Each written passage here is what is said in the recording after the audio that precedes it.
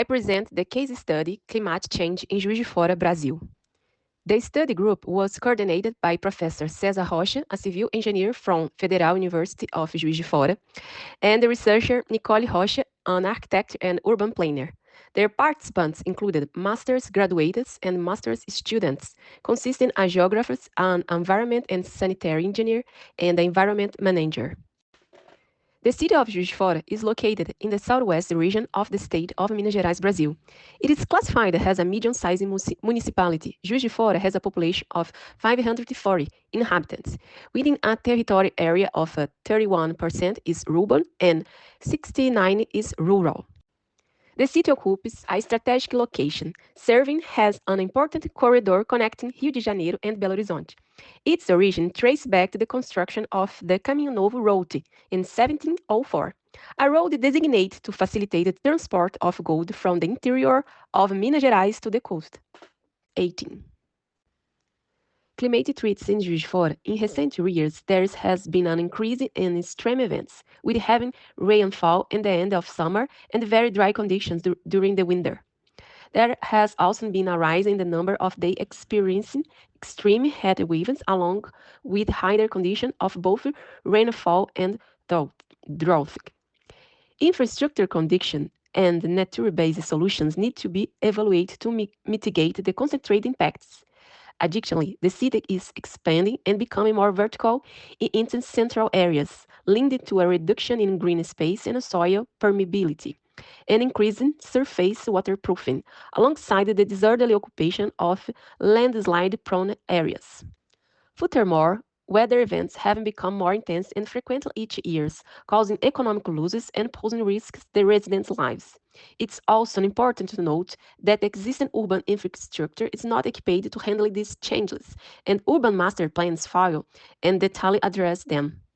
For that, the municipality's strengths include being the considered region and a healthy reference is primary, secondary, and tertiary care. The city is an education hub, touristic attraction in urban areas with an active cultural life, concentration of service and commerce, and urban solid waste management.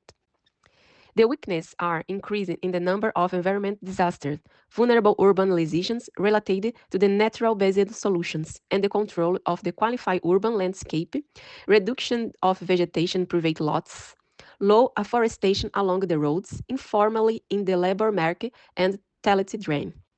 The opportunities development of sustainable tourism, renewable energy infrastructure, local economy potentiality, availability of people able to work, presence of unique expansion of technology and innovation sector, and evolving the creative economy. The threats are climate change results in extreme event of high temperatures in the summer, large volumes of rain and flooding and dry weather in the winter, lack of planning management of land use and occupation of public sublime bases, water dependence, noise concentration, air pollution, challenge in the urban infrastructure, and economic vulnerability dependence on specific sectors.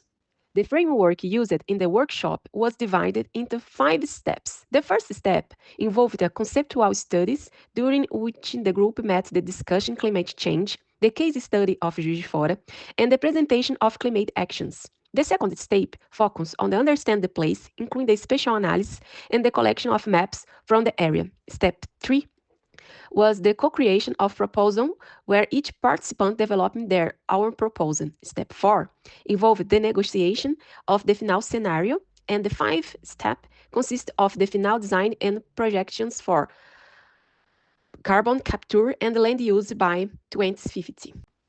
We can observe the initial design and the final design. The proposals are concentrated in the urban area, highlighting the importance of also proposing action for the rural areas, and they have a significant impact on the city. In Juiz de Fora, 38 data layers were employed to map variables ranging from population density to vegetation, NDVI indices, and land use and land cover, vegetation, climate, infrastructure, water, sewage, service, and urban activities. This comprehensive approach enables the simulation of the future scenarios for 2050, include the potential reduction of 0.94 CO2 year through the strategic interventions. Has a final result of proposal scenarios where development from the period from 2025 to 2050, make it possible to identify the action considered the most urgent and important, scheduled between 2025 and 2030 across all domains of climate action. Among these, the highlights include photovoltaic energy, the reduction of fertilizers and agriculture, reforestation and carbon planting, street tree planting, urban waste recycling, and the use of urban rainwater. Medium term propose a schedule between 2030 and 2040 also covered all domains of climate action, but could wait for an addiction research before implementation. Meanwhile, the proposal considered less urgent and therefore planned for the period from 2040 to 2050, reflected that renewable energy source would already be consolidated by 2030. Thus, for the final scenario, if all the proposals are implemented, a comparison between 2025 and 2050 maps show again in a green areas, which positively impacts carbon capture, the preservation of important water supply areas for the city, and the improvement of urban tree cover quality. Our conclusions are that the carbon capture of 0.9 per year was only achievable because each climate action was proposed based on available maps, prior knowledge of city, and the specialized expertise of each member and the consideration of the values and the expectation of various societal actors, environmental, economic, and local population and public administration.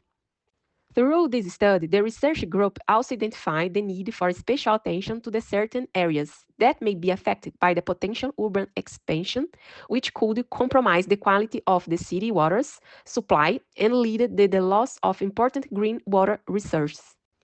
Thanks